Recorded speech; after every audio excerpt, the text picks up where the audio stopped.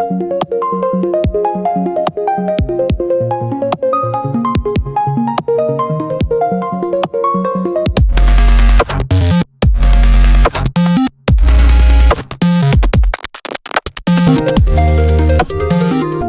beaucoup, Karine.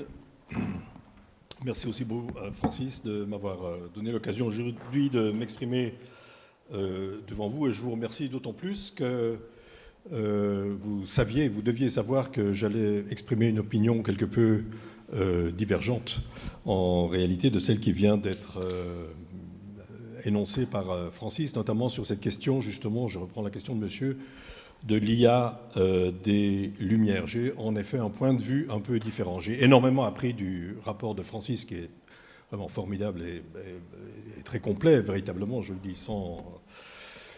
Voilà, c'est vraiment ce que je pense. Mais cette expression d'IA des Lumières a en réalité retenu toute mon attention. Et j'aimerais qu'on puisse... j'aimerais vous faire part, en fait, de mes doutes sur cette expression. Et je vais le faire autour de trois raisons. D'abord, trois raisons qui sont convergentes, en réalité, et qui tiennent à la nature du numérique. Il faut quand même d'abord s'interroger sur la nature du numérique, ou ce que j'appelle le numérique plus, c'est-à-dire le numérique augmenté de l'intelligence artificielle. Effectivement, l'imaginaire des Lumières est un imaginaire avant tout d'émancipation, et je pense qu'en réalité, il se passe exactement le contraire, et que, par conséquent, tous les discours qui prônent un humanisme numérique, en quelque sorte, se trompent, à mon avis, de cible, ou prennent mal le problème. Alors, je vais exposer d'abord rapidement cela, en m'interrogeant d'abord sur un trait. Je réduis vraiment mon argument à l'essentiel de certains points. Je n'ai pas le temps, naturellement, de tout développer. Mais une chose me semble tout à fait essentielle, et en fait, très rarement, voire jamais thématisée à propos du numérique, et qui concerne son fonctionnement. Le fonctionnement des dispositifs numériques et ce que j'appelle la double finalité des outils numériques. C'est une chose structurellement essentielle au numérique, c'est-à-dire qu'il y a dans tout appareil numérique, il y a une double finalité, il y a celle de l'utilisateur et celle du système qui utilise l'utilisateur. Ça veut dire une chose, ça veut dire que quand le simple utilisateur, et c'est à son point de vue que je me place essentiellement dans ces réflexions, ce développement, quand on se place du point de vue de l'utilisateur, ça veut dire essentiellement que ces outils ne sont pas faits pour l'usage qu'on en fait.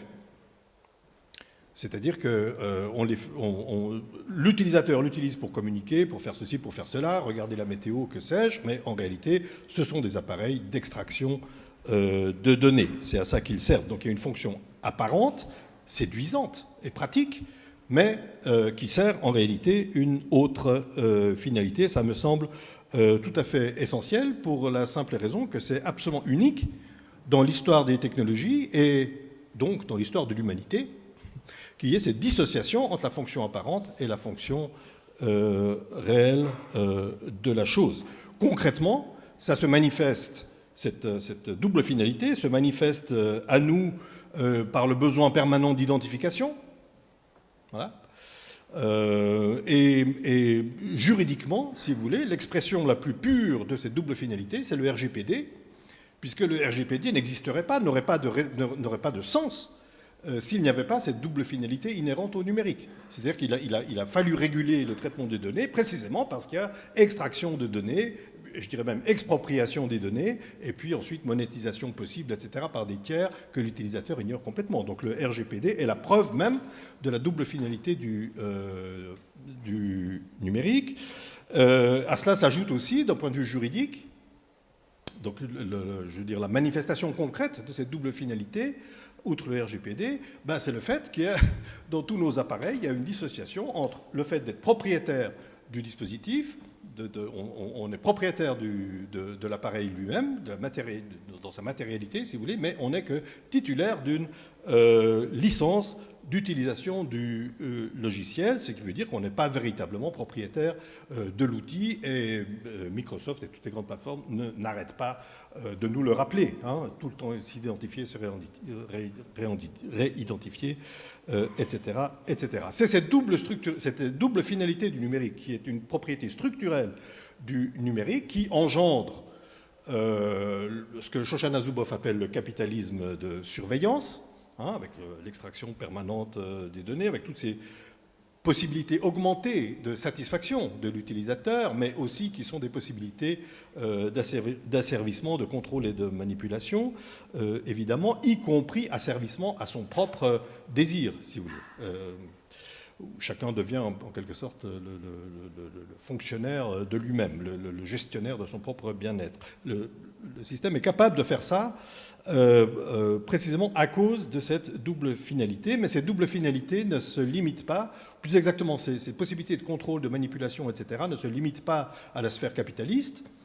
C'est un peu la limite à mes yeux de l'analyse de Shoshana Zuboff, qu'elle s'en tient simplement uniquement au fond au capitalisme.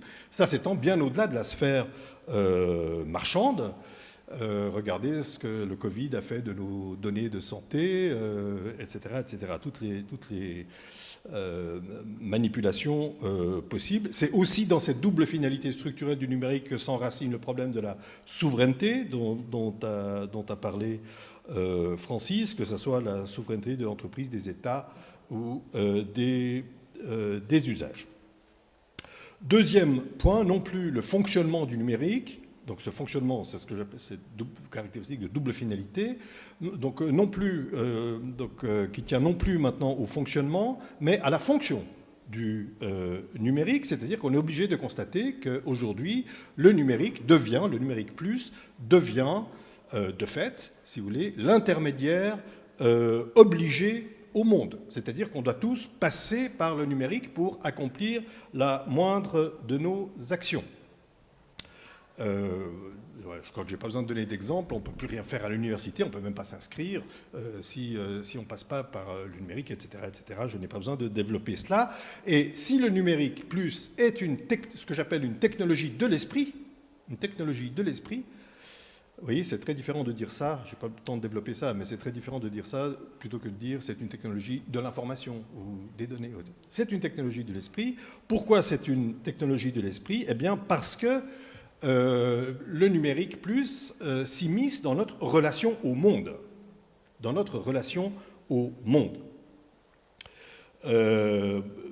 On doit passer par le numérique pour faire ce que nous voulons dans le monde, et donc pour accéder au monde.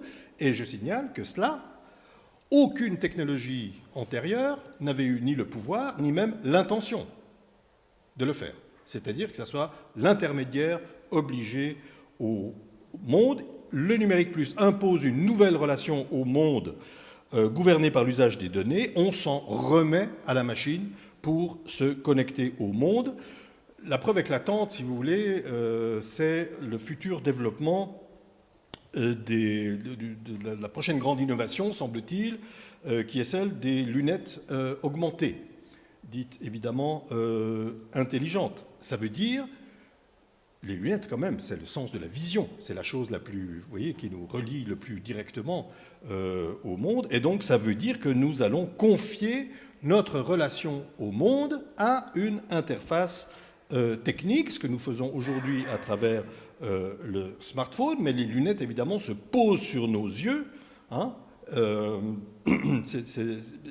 et donc ces lunettes vont filtrer en quelque sorte notre accès à la réalité en nous donnant les informations que nous voudrons bien recevoir, parce que là aussi évidemment on pourra les paramétrer.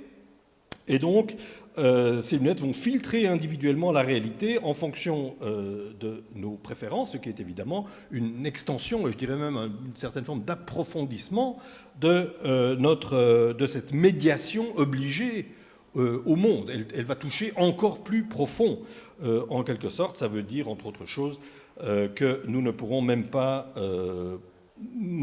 plus présupposer le même monde objectif. de référence.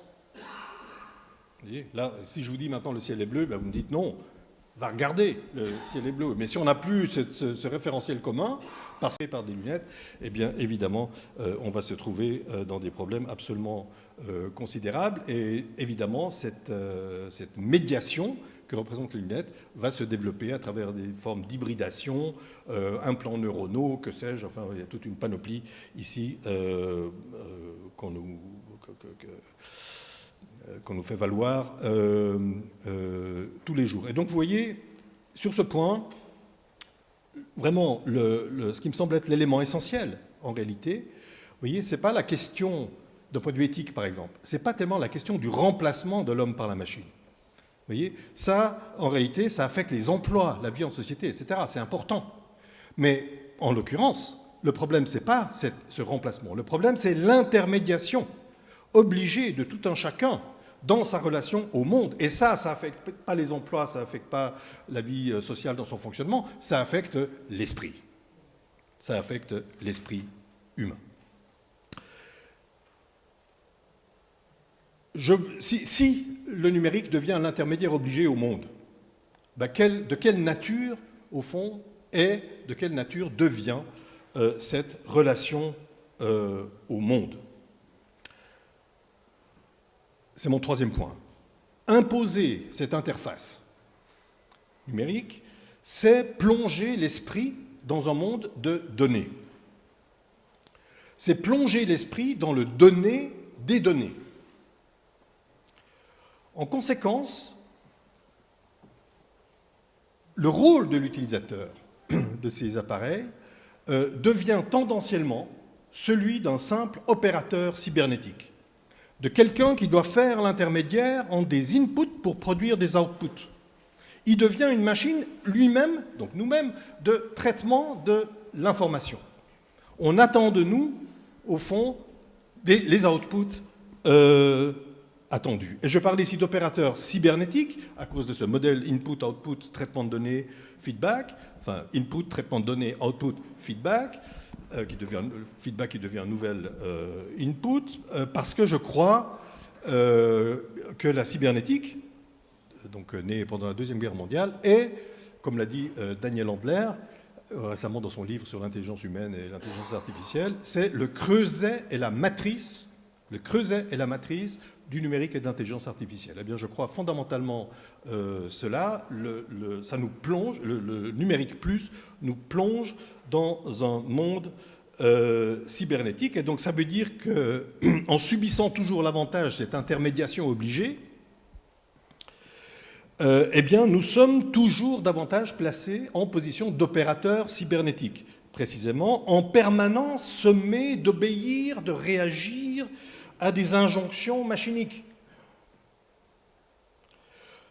Nous sommes donc inévitablement pris dans cette vaste roue cybernétique d'échanges d'informations qui ne nous laisse d'autre choix que de traiter des données, d'être une machine à traiter des données.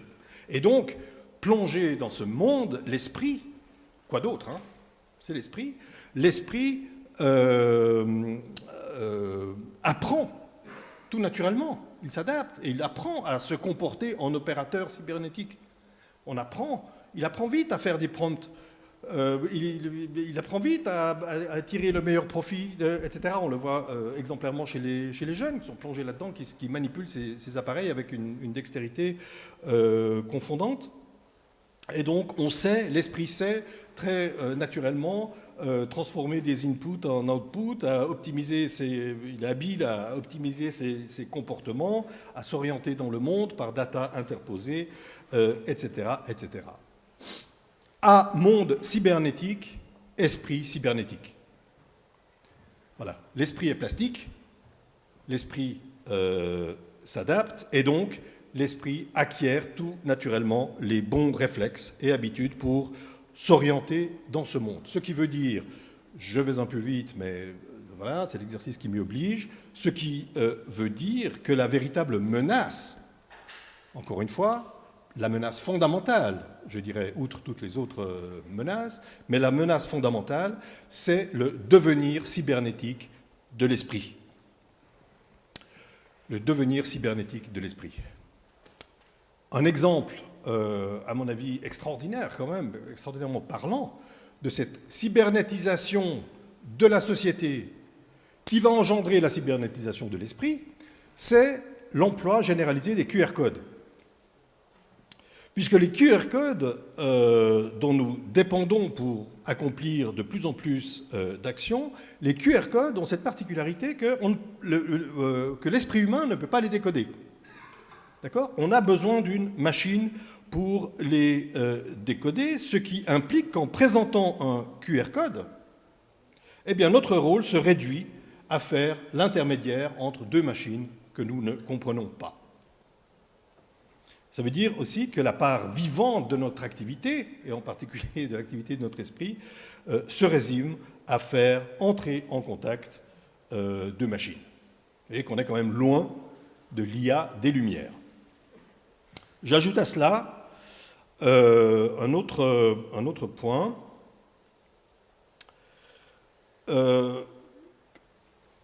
Et c'est ça qui me gêne, si tu veux, dans l'approche par l'IA des Lumières, qui est l'approche générale du rapport, c'est qu'en réalité, évidemment, on peut dire que le numérique est un outil extraordinaire qu'il a des potentialités fantastiques d'épanouissement humain.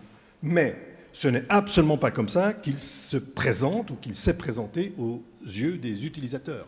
Ce n'est pas comme ça qu'il s'impose. Alors on peut toujours dire que ça pourrait être autrement, mais de fait, ce n'est pas comme ça. Le numérique plus s'est imposé aux utilisateurs sous deux visages. D'abord, sur le mode subjectif, libidinal, comme je dis, de la satisfaction immédiate. Jeu, consommation culturelle, consommation tout court, système de communication instantanée, etc., qui fait que le numérique plus leur est apparu sous les auspices de ce qui est pratique. Ça, c'est la première chose que tout le monde dit, si vous voulez, c'est que c'est extraordinaire. On peut critiquer, moi je me suis fait beaucoup critiquer pour critiquer le numérique sous cet aspect. On m'a dit, mais écoutez, mais c'est tellement pratique. Voilà. Et un jour, je me suis rendu compte, enfin assez vite heureusement, que en fait, c'était le secret du numérique. C'est qu'il est pratique. C'est ça sa force d'attraction extraordinaire. C'est pour ça qu'il s'est étendu si facilement, comme le smartphone est un objet qui s'est étendu comme aucun objet industriel dans l'histoire de l'humanité. Bon, ben parce que c'est pratique, parce que en quelque sorte, cet objet s'adresse à la libidinalité des usagers. Le numérique plus apparaît toujours sous l'auspice de la tentation libidinale. Voilà, on va pouvoir faire la même chose, ça va être plus agréable, c'est plus intuitif, c'est mieux, etc., etc. Et de fait, on s'attache évidemment à ces appareils. Donc, premier visage sous lequel est apparu le numérique, c'est la tentation libidinale. Mais le deuxième visage, où les utilisateurs l'ont rencontré, c'est celui du mode de la rationalisation fonctionnelle. C'est-à-dire, ce que je veux dire là, c'est que dans tous les domaines, le numérique plus permet un gain en efficacité. Donc toute entreprise, toute organisation, les banques, etc., les premiers c'était quand même les distributeurs automatiques d'argent, donc tout le monde voyait bien que ça allait être beaucoup plus efficace. Et c'est comme ça qu'il s'impose aux utilisateurs. C'est comme ça qu'il s'impose aux utilisateurs, puisque le plus souvent, on n'a pas le choix. On est mis devant le fait accompli. Ah ben non, il faut passer au guichet numérique, il faut passer par l'écran numérique, il faut remplir des formulaires numériques, etc., etc. En plus, et ça c'est absolument fondamental, cette rationalisation fonctionnelle dont je parle, qui est une espèce qui est ce que j'appellerais volontiers la libidinalité du système. Vous savez, vous voyez, il y a celle des utilisateurs qui trouvent ça pratique, plaisant, satisfaisant, mais il y a une forme de libidinalité du système, parce que pour le système, évidemment, il y a un gain, il y a une satisfaction, si on peut dire, supplémentaire à rationaliser, à économiser, à être plus efficace grâce au numérique. Mais cette rationalisation fonctionnelle est extraordinairement, je dirais, poussée en avant et irrésistiblement poussée en avant par la révolution économique qu'incarne le numérique plus, parce que ce qui, du point de vue de l'économie, change tout, c'est que le numérique plus casse les coûts. C'est aussi simple que ça. ce qui rend cette nouvelle économie à la fois imbattable et inarrêtable. Elle casse les coûts, notamment parce que dans une économie de biens et de services dématérialisés, les coûts marginaux de production sont nuls ou quasi nuls, de la même manière que tendent vers zéro les coûts de transaction. Mais en plus de ces économies d'échelle du côté de l'offre, à ces économies d'échelle du côté de l'offre s'ajoutent des économies d'échelle du côté de la demande à travers les effets de réseau qui font que la valeur d'un produit, en l'occurrence d'un service, augmente avec le nombre de ses utilisateurs. Et donc si la valeur du produit dépend de la masse des utilisateurs, ben, on voit la nécessité vitale dans laquelle se trouve la plateforme, non seulement de les garder captifs, mais d'en étendre sans cesse le nombre, avec toutes les stratégies qui vont dans ce sens, personnalisation de l'offre, ça c'est aussi extraordinaire. La personnalisation de l'offre est quasi gratuite, alors que c'était dans l'économie matérielle, industrielle, etc., c'était ça qui était le plus cher.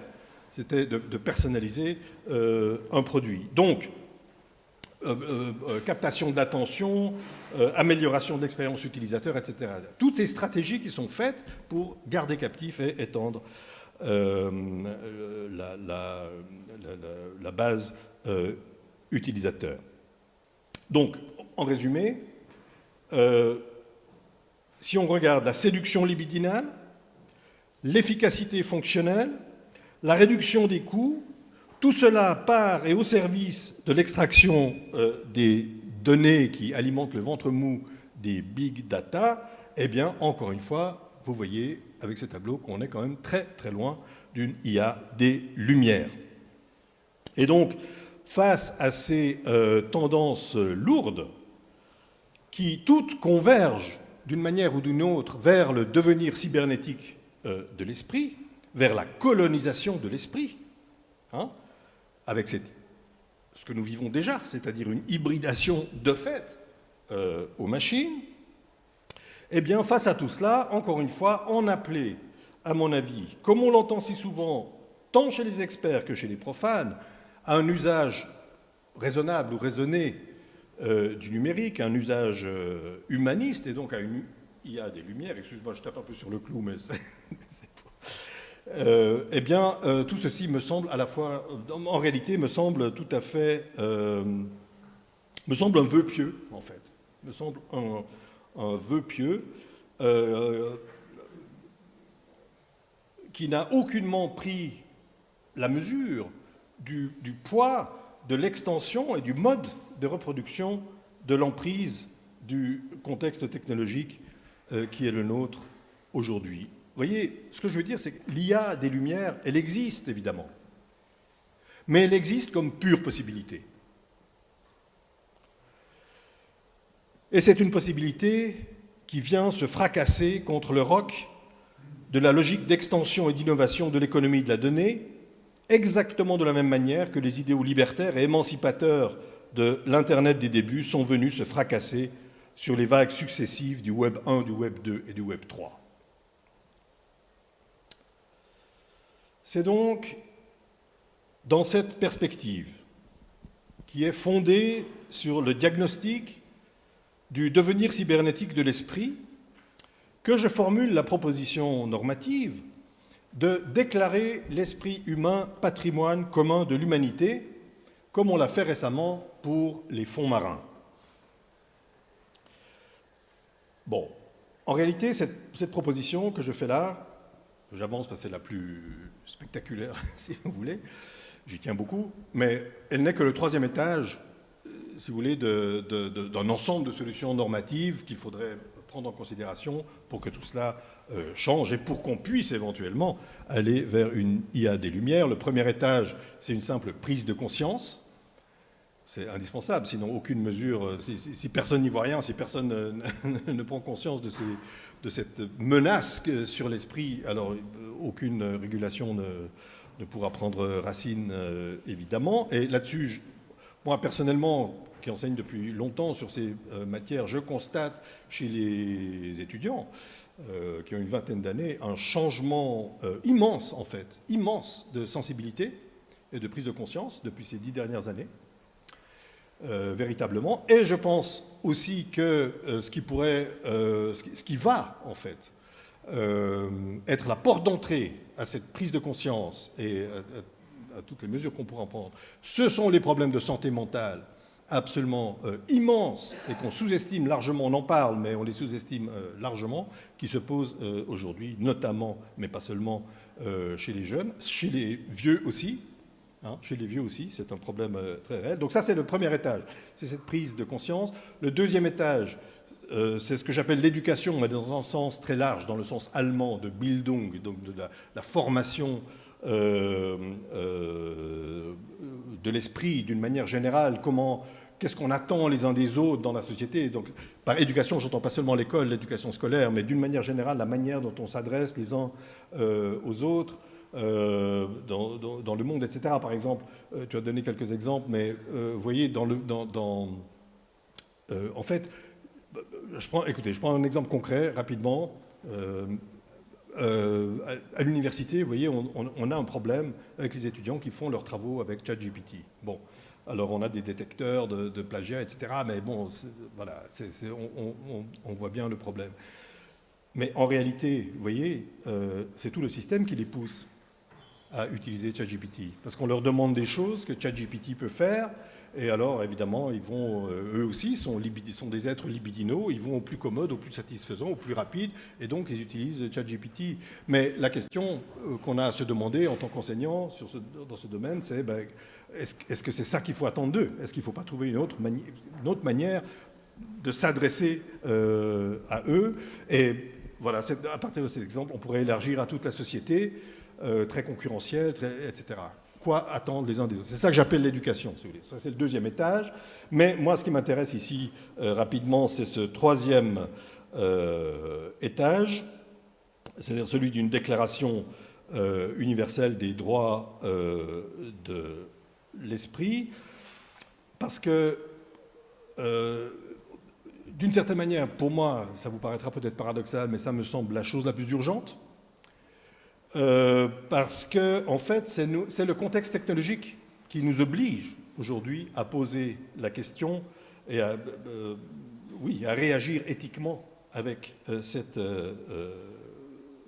radicalité. C'est-à-dire que c'est le contexte technologique qui nous impose de réfléchir aujourd'hui à une éthique de l'esprit, parce que c'est l'esprit qui est assailli de toutes parts. Pour moi, c'est absolument fondamental de comprendre que le véritable champ de bataille qui est en train de se dérouler sous nos yeux, avec les tech-titans, ce que j'appelle les tech-titans, je ne les appelle pas GAFAM parce que c'est obsolète déjà, c'est plus Facebook, etc. Et puis il y en a beaucoup d'autres, et puis on ne va pas changer d'acronyme tous les 6 mois. Donc appelons-les des tech-titans. Et donc, ils assaillent, en fait, c'est le champ de bataille, en fait, c'est ça le véritable champ de bataille des tech-titans, c'est l'esprit. Ils veulent coloniser l'esprit. Ils n'auront réussi à numériser intégralement le monde que quand ils auront réussi à coloniser entièrement l'esprit. C'est donc à l'esprit, au fond, qu'il faut réfléchir, c'est à partir de l'esprit qu'il faut réfléchir. Si c'est l'esprit qui est attaqué, eh bien, c'est l'esprit qu'il faut défendre. Et en outre, j'ajoute quelque chose de très important, je peux être que rapide là-dessus, mais c'est une tâche, cette défense de l'esprit, à laquelle ne suffit pas notre éthique individualiste, libérale, moderne. Voilà. On ne résoudra pas le problème de la menace sur l'esprit en ajoutant un droit fondamental au catalogue des droits de l'homme, si vous voulez. Voilà.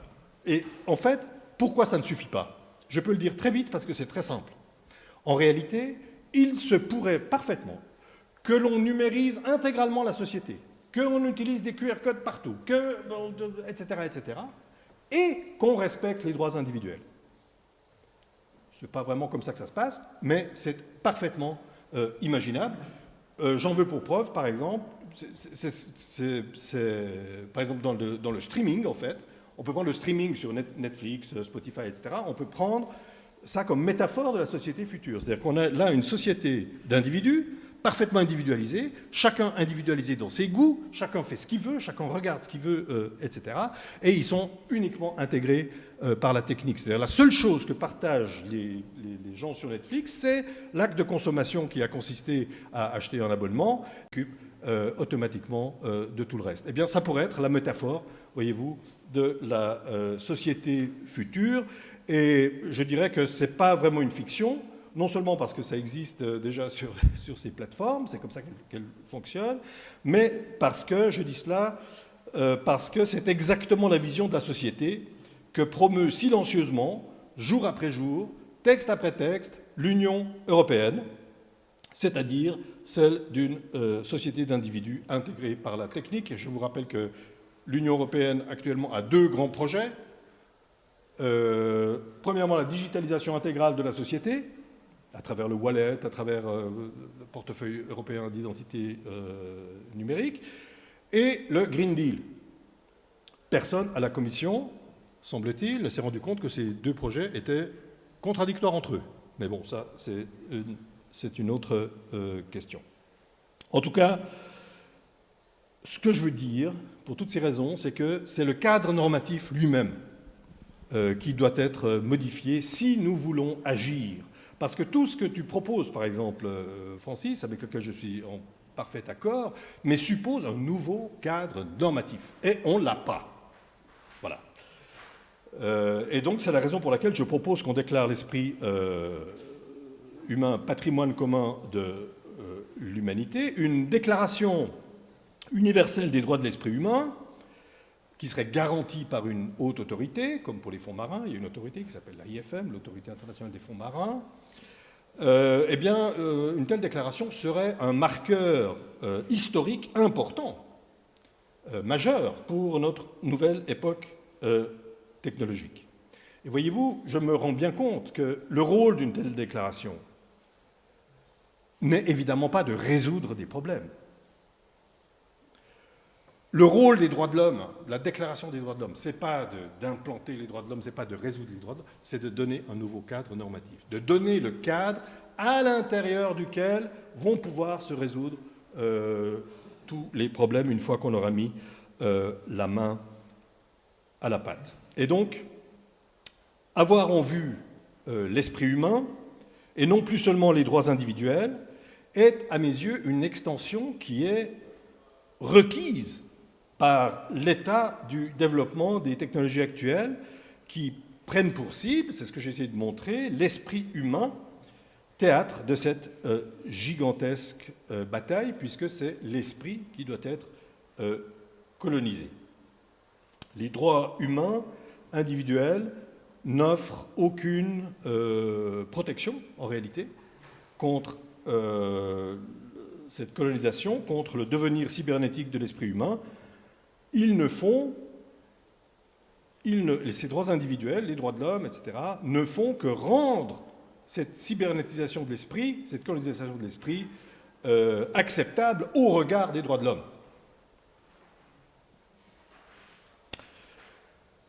Changer de cadre normatif, cela veut dire, vous l'avez compris, non pas non plus se contenter de défendre les droits existants, ne pas en appeler non plus simplement à ce qui n'existe que comme une possibilité idéale, mais proposer un but positif, celui de la protection de l'esprit, qui dépasse le cadre des droits individuels et qui prend pour horizon l'épanouissement de l'esprit humain dans toute la diversité de ses multiples manifestations. C'est ce que vise une déclaration universelle des droits de l'esprit humain.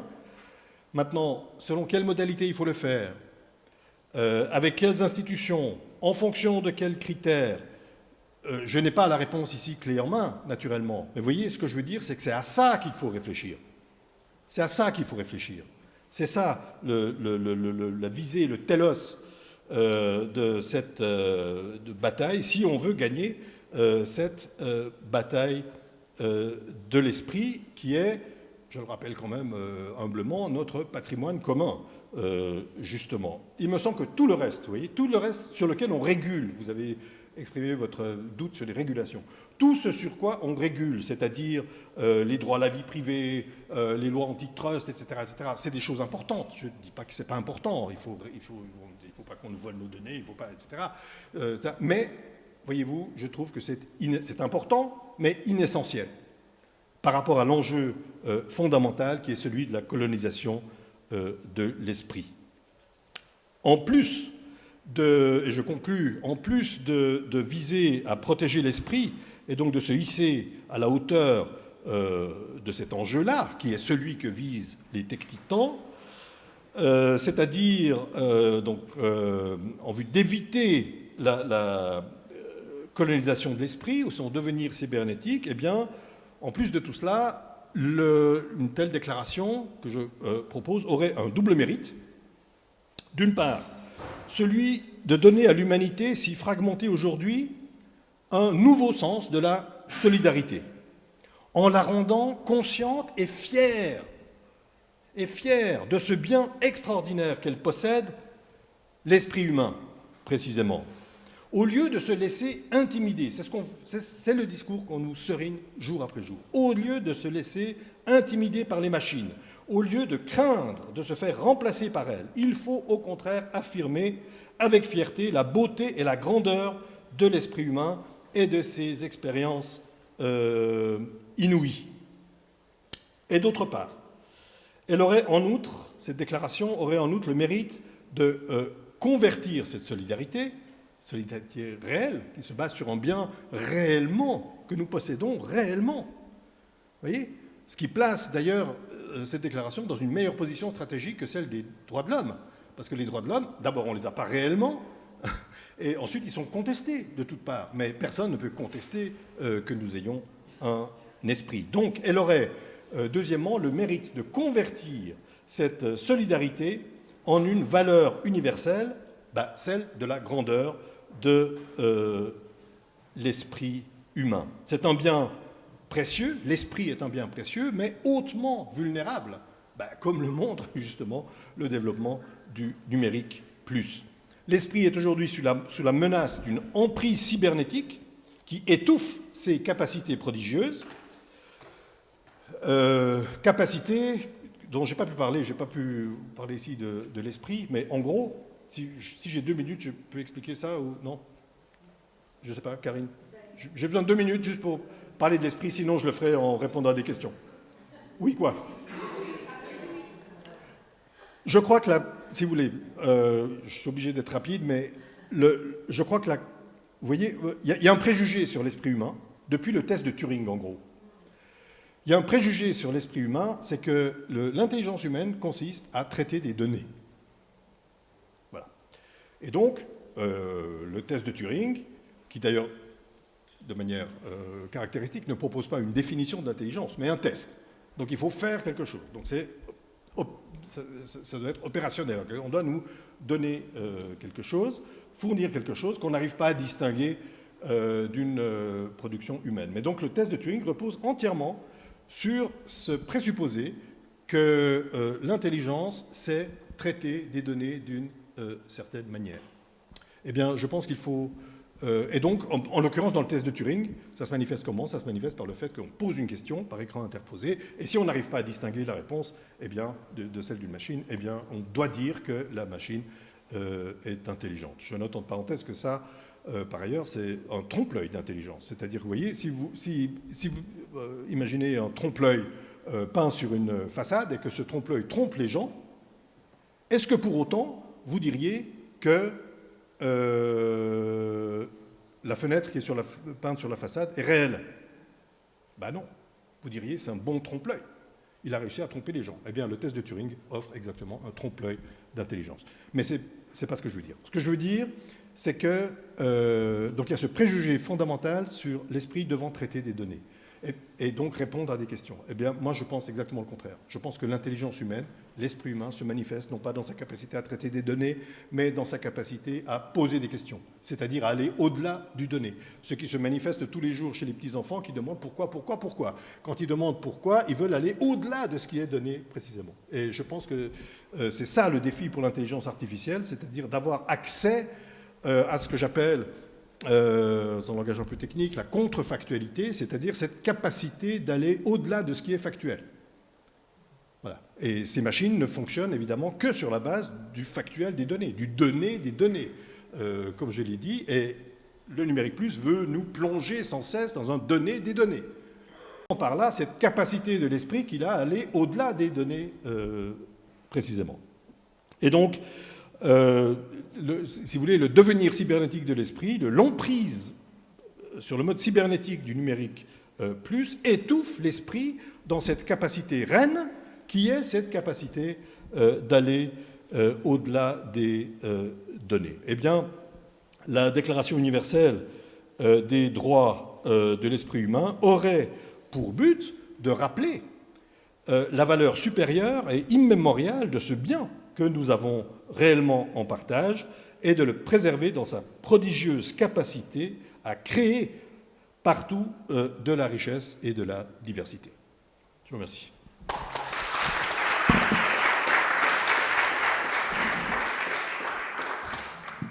Bravo. Et merci vraiment pour cet éclairage lumineux. Alors, questions, discussions. De toute façon, on a une petite pause de déjeuner. On va déraper un peu, je pense. Oui, bonjour, merci pour ce brillant exposé que je partage en grande partie.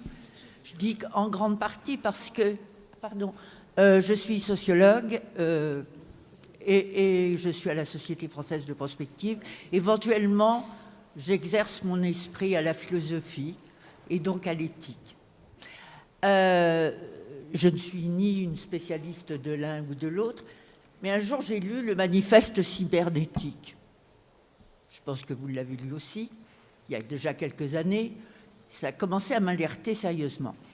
Et comme je fais partie d'une génération qui a été formée à l'esprit des Lumières et à la rationalité qu'elle porte, d'une part, mais aussi à l'idéal d'émancipation qu'on a essayé de mettre en œuvre tout au long du 19e et du 20e siècle, avec les déboires que l'on connaît et les succès que l'on a pu enregistrer aussi.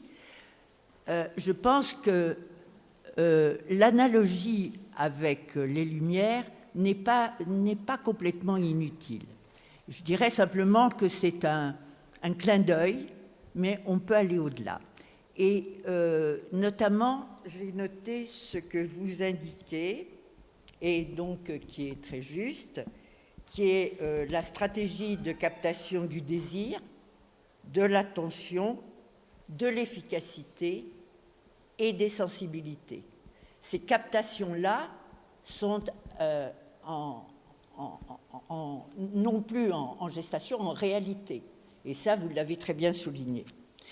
Alors, l'économie, je pense qu'on pourrait revenir aussi à un concept qui est l'économie libidinale. William Reich l'a très bien développé. Moi, évidemment, ça fait partie de mes classiques aussi. Donc, on pourrait aussi réfléchir à cette économie libidinale, comment elle est transformée actuellement, ce qui nous renvoie aussi aux modèles économiques qui sont développés. Donc, tous les paradoxes que vous soulignez, je crois que ce sont des moments qu'il faut être en capacité, notamment en termes de prospective, d'analyser sérieusement, ce qui change un petit peu aussi le rôle peut-être de la prospective, mais ça c'est un autre problème. Quant à la déclaration de l'esprit humain, patrimoine commun de l'humanité, je trouve que c'est une très bonne proposition, et en distinguant bien ce que vous avez fait et pas en les opposant, esprit et intelligence, parce que je crois que les deux sont nécessaires.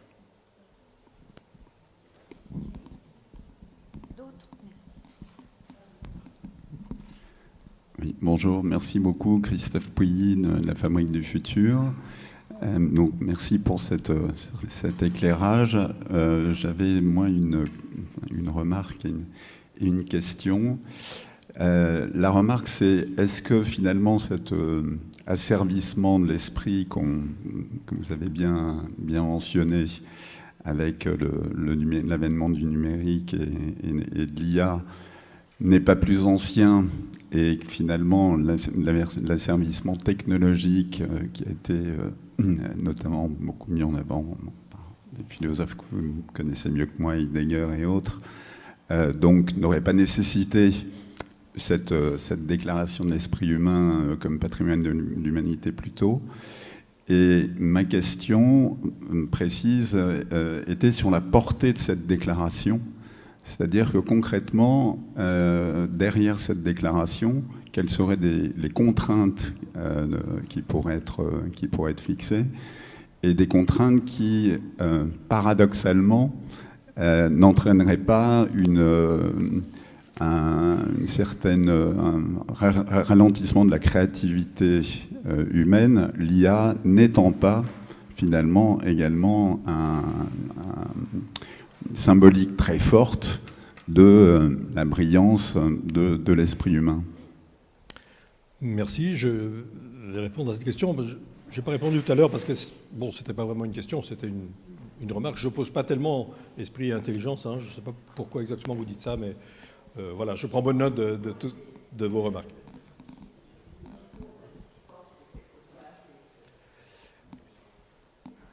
Alors ici, merci. Donc ici, il y a deux questions, si je vois bien. Oui, oui.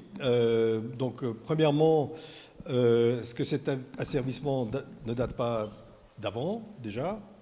Donc vous pensez à l'asservissement à la technologie d'une manière générale, ok ? Et puis quelle serait la portée en fait contraignante d'une telle déclaration ? Alors en ce qui concerne la première question sur l'asservissement technologique, bien sûr, ce problème n'est pas né comme ça avec le numérique, mais vous voyez, c'est une question, en l'occurrence ici, de seuil, c'est-à-dire qu'on franchit des seuils incroyables avec la possibilité très réelle, très concrète, en fait, de manipuler les esprits, que ce soit via leurs désirs, ou même plus directement, etc. Donc vous voyez, il y a un moment où le changement en quantité, si vous voulez, en extension, fait basculer un changement qualitatif. Vous voyez, dans la technologie d'avant le numérique, c'était pas tellement l'esprit qu'on devait protéger, parce qu'il n'était pas assailli. C'est pas l'esprit auquel ces technologies s'en sont prises. Vous voyez, c'était plutôt, je sais pas, les modes de vie, métro, boulot, dodo. C'était ce genre de choses. Vous voyez, on était dans ce type d'aliénation-là. C'était déjà asservissant, c'était déjà aliénant.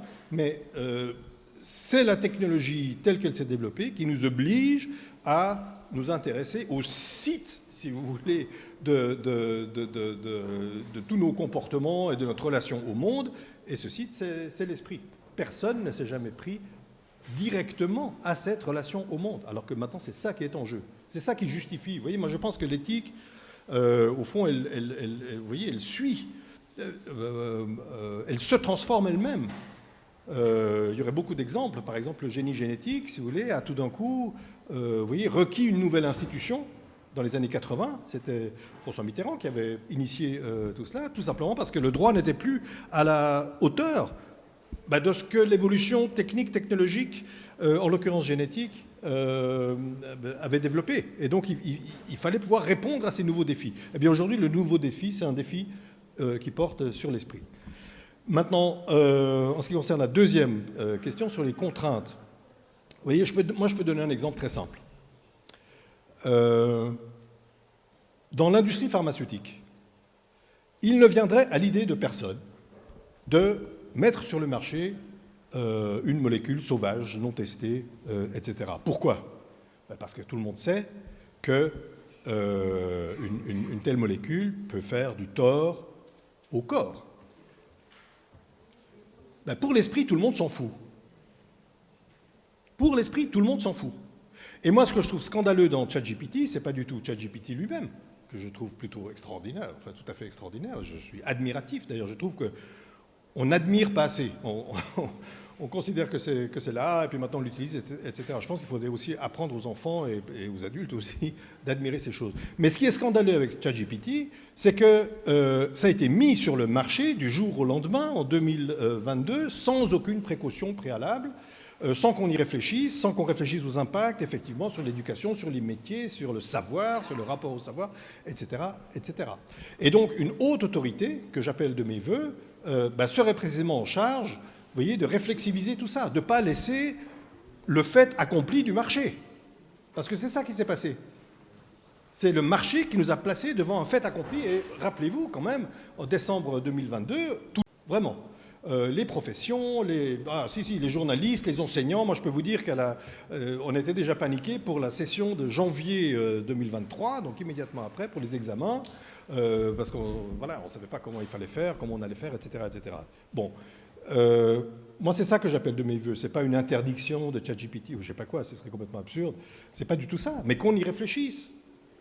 J'ai été très frappé pour ChatGPT, justement, que, vous voyez, je trouvais depuis le départ qu'il faudrait contraindre ChatGPT à citer ses sources. Bon. On m'a expliqué que ce n'était pas possible. Parce que le système est tel, les réseaux neuronaux, machin, les banques de données et tout. Bon, alors quand des grands ingénieurs vous expliquent ça, moi je ne suis pas ingénieur, donc je suis obligé de les croire sur parole. Bon, aujourd'hui, ChatGPT cite ses sources. Donc ce n'était pas si impossible que ça. Si vous posez une question à ChatGPT, il vous dit à la fin, les principales sources. Donc ce n'était pas si impossible que ça. On aurait dû l'imposer d'emblée. Vous voyez ? On aurait dû imposer aussi d'emblée une espèce de marque, enfin là vous allez rire parce que je ne suis pas ingénieur, donc je ne sais pas, mais qui fait que c'est reconnaissable. Une production de ChatGPT doit pouvoir être reconnaissable par une machine, invisible pour les hommes, mais voilà. C'est des choses qu'on aurait pu faire. Ce sont des choses dont serait en charge, au fond, une haute autorité. Vous voyez ? Ce type de régulation. Qui aurait en vue, non pas, encore une fois, la défense des droits individuels, mais qui aurait en vue, au fond, une seule question, est-ce que c'est bon ou pas bon pour l'esprit humain ? Alors il y aurait débat là-dessus, évidemment. Vous voyez, il y aurait débat. Mais justement, il y aurait débat. On ne subirait pas le fait accompli du marché. Oui. Bonjour et merci. Christine Brugnot, donc fraîchement retraitée du ministère de l'Enseignement supérieur, où j'étais spécialiste en gros de la relation formation-emploi, tout ce qui aide à s'adapter à l'évolution des métiers notamment et de la société. Moi, j'étais un petit peu frustrée sur la fin par le fait que vous passez très très vite finalement à la notion de solidarité, sans expliquer vraiment. C'est-à-dire que vous avez défini l'esprit humain en disant, voilà, en gros, faut qu'on partage au niveau mondial, c'est comme ça que je te comprends, une définition de l'esprit humain. Bon, et qu'à partir de là, ça va créer de la solidarité. C'est ça que j'ai compris. Je ne sais pas si c'est ça vraiment, et donc c'est un sacré challenge. Je me dis que votre proposition a l'avantage finalement de faire de la pédagogie, d'accélérer peut-être les prises de conscience, si c'est ça. Voilà. Sur ce deuxième point, vous avez raison, je ne dirais pas exactement comme ça. Vous savez, par exemple dans les droits de l'homme, parce que c'est l'équivalent. Donc on peut le prendre pour point de repère. Ce qui importe dans les droits de l'homme, ce n'est pas tellement, au fond, la substance même des droits de l'homme, etc. Vous savez qu'il y a un droit au travail dans les droits de l'homme, on le bafoue avec le chômage, on le bafoue jour et nuit. Donc il y a plein d'articles. Ce n'est pas la substance qui compte, c'est le fait de les avoir déclarés. C'est ce qu'on appelle en philosophie l'aspect performatif du droit, en l'occurrence, c'est-à-dire que simplement en le déclarant, on modifie déjà les choses. Parce que, évidemment, dans les droits de l'homme, si je prends l'exemple des droits de l'homme, c'est très important pour les gens, pour les individus, tout d'un coup, grâce à cette déclaration, de se comprendre eux-mêmes comme des individus sujets de droit, et non plus comme des individus sujets du roi. D'accord ? C'est ça l'aspect performatif. Et ça importe. Voilà. Et donc, effectivement, accélérer la prise de conscience, on peut le dire comme ça, c'est un peu la même chose. Le fait même de les déclarer, tout d'un coup, on se dirait, mais bon sang, mais c'est bien sûr, nous avons l'esprit humain en partage. Nous l'avons, c'est une réalité. et donc défendons-le. Vous voyez, ce serait déjà ce serait un pas considérable en fait. Et donc je crois vraiment à cette force performative du droit. Et donc le sentiment de solidarité, moi je le considère, dans ce que j'ai dit ici très rapidement, je le considère un peu comme un corollaire ou un bénéfice secondaire, si vous voulez, etc. C'est-à-dire qu'à partir du moment où on ferait cette déclaration, eh bien, il n'y a pas un seul humain sur Terre qui ne peut pas s'y reconnaître, puisqu'il a un esprit. Les droits de l'homme, c'est plus compliqué, on le sait bien.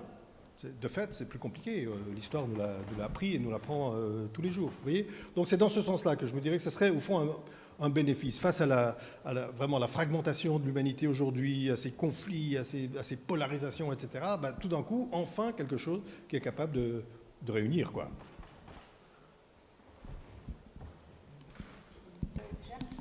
Oui, juste 2 minutes. Bon, merci d'abord pour votre exposé qui m'a donné beaucoup d'espoir parce que bon voilà, et donc qui était splendide. En fait, l'IA nous place devant une situation complètement schizophrénique, c'est-à-dire qu'en même temps on est obligé de s'adapter, c'est-à-dire en permanence et tout ça, et de l'autre côté on doit garder une certaine lucidité. Est-ce que les deux sont compatibles ou pas? C'est pas évident. Donc moi j'ai une image en tête. C'est-à-dire que je ne sais pas, vous êtes suisse, enfin, vous connaissez, non, non. Vous avez été en Suisse pendant assez longtemps. J'ai beaucoup lutté pour ne Donc plus voilà, être est-ce que suisse. vous connaissez certainement pas très loin de Genève Arc-et-Senans? Ça vous dit quelque chose? Oui, bien sûr. Oui. Voilà.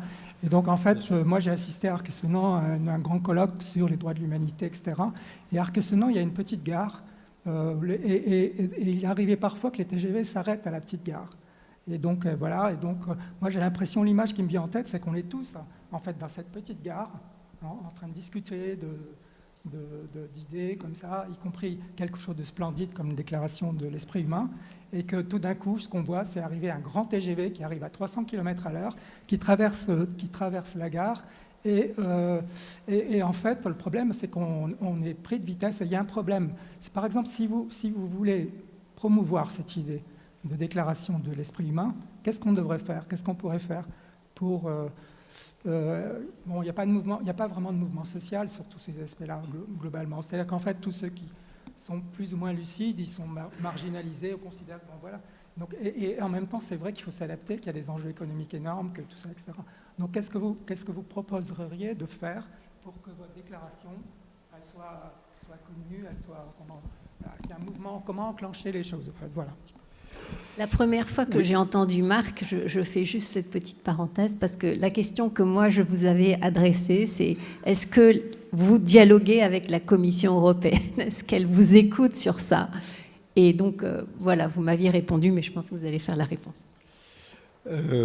Merci. Oui, bon, c'est clair que d'un point de vue très concret et juridique, c'est une initiative qui doit être portée à l'ONU. Et seuls des États peuvent la porter à l'ONU. Donc moi, en tant qu'individu, je ne peux pas aller dire, regardez, j'ai une super idée. C'est pas comme ça que ça se passe. Donc il faut passer par les États. Il se trouve que la France s'est déclarée, si je puis dire, intéressée à cette idée. Donc j'ai eu des consultations nombreuses et tout. Maintenant, ce que ça donne, j'en sais strictement rien. J'ai aucun retour. C'est un peu spécial d'ailleurs. Voilà. Je le dis, s'il y a quelqu'un du gouvernement, de l'exécutif... J'attends une réponse quand même au bout de 5 entretiens. Bon, même chose pour les Belges, puisque j'habite en Belgique, je réside en Belgique, et donc eux aussi, voilà. Donc c'est à ce niveau-là que ça doit se faire. Mais moi, je suis un philosophe, je ne suis pas un homme de réseau, je ne suis pas un homme politique, et donc voilà, je lance l'idée. Ça, c'est quand même la première chose. La deuxième chose, c'est que il est certain qu'aujourd'hui, je pense à votre image du TGV, si vous voulez, les rapports de force ne sont pas vraiment porteurs de cette idée. Enfin, les rapports de force sont tels que, évidemment, le contexte n'est aujourd'hui pas très favorable pour la promotion d'une telle idée. Mais sur ce point, je reste fondamentalement kantien. C'est vous qui citiez Kant, je crois, tout à l'heure. Kant dit quelque part dans la Critique de la raison pure, à propos de Platon d'ailleurs, il dit « quand un idéal », il compare l'idéal et la réalité. Puis il dit, quand un idéal a l'air trop élevé, eh bien, ce n'est pas l'idéal qu'il faut critiquer, mais la réalité qui n'a pas réussi à s'élever à cette hauteur. Et donc, ça, vous parliez d'espoir. Voilà, si vous voulez, l'espoir qui me guide. Et puis, troisième chose, vous voyez, si on refait le parallèle avec les droits de l'homme, les droits de l'homme ont été, dans leur dernière version, promus en 1948, d'accord, après les catastrophes que l'on sait. Eh bien, au fond, on n'est pas à l'abri, on n'est pas immunisé contre une catastrophe numérique, dont je ne sais absolument pas quelle forme elle pourrait prendre. Voilà. Ce que je pourrais dire, c'est qu'au lendemain de la catastrophe numérique, eh bien, au fond, il y aura une proposition, tels les droits de l'homme à l'ONU, qui sera déjà toute prête pour le monde suivant.